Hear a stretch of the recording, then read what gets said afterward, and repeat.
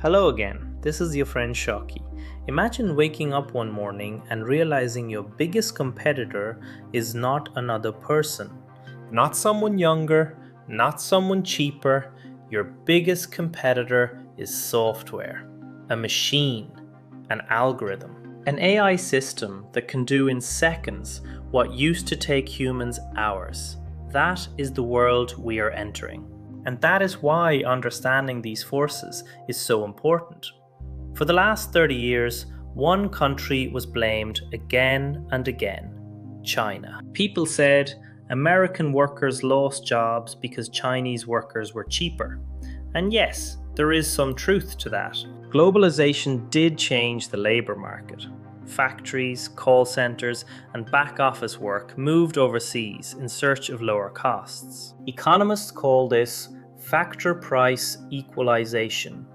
When global markets connect, wages across countries start to move closer together. But globalization doesn't explain everything. Something much bigger was happening underneath. Manufacturing jobs did not fall only in America, they also fell in China.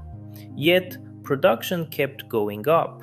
The world was producing more goods with fewer workers. The real story wasn't cheap labor, it was automation. Machines were becoming more productive, software more powerful, factories were becoming smarter, human labor became less important. The common story says Chinese workers took the jobs. The deeper story, both are being replaced by automation. That is much more uncomfortable. If the problem is another country, we blame trade. If it's automation, the challenge is deeper. Take Foxconn. Famous for its massive workforce, it began installing hundreds of thousands of robots. Cheap labor mattered less. Factories can move closer to customers now, but without the same human jobs. The factory may return, but the old jobs may not. Today, we see this everywhere. Robot factories, warehouse automation, and AI coding assistants doing the work of entire teams. This pattern has been building for years. It turns out offshoring is often only a way station on the road to automation. Prophetic. The real progression was America to India to AI. Offshoring wasn't the final destination, it was a temporary stop. Workers are no longer competing only with other workers, they are competing with systems that don't sleep or get tired. There is an important distinction to make. There are two ways technology relates to work: substitution and complementarity. Substitution means the machine replaces the human, like AI replacing a call center agent or a robot replacing a factory worker. Complementarity means the machine makes the human more powerful. A radiologist plus AI is more accurate. That is, human plus machine. The message isn't stop technology, it's do not build technology to imitate humans, build it to amplify them. But routine jobs are the easiest to automate. If a task can be clearly described and predicted, software can learn it.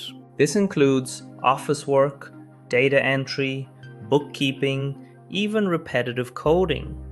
White-collar workers are no longer safe just because they use information. For thousands of years, humans lived with uncertainty.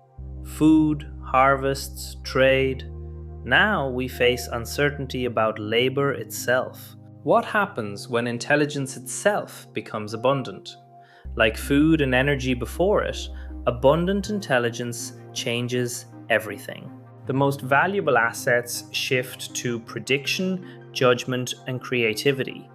The future rewards those who ask better questions. The old economy asked for cheap labor.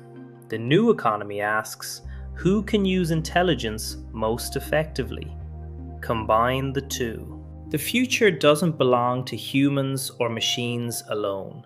It belongs to people who use machines to think better. That's the real lesson. Subscribe to the channel for our next interesting episode. I'll see you then.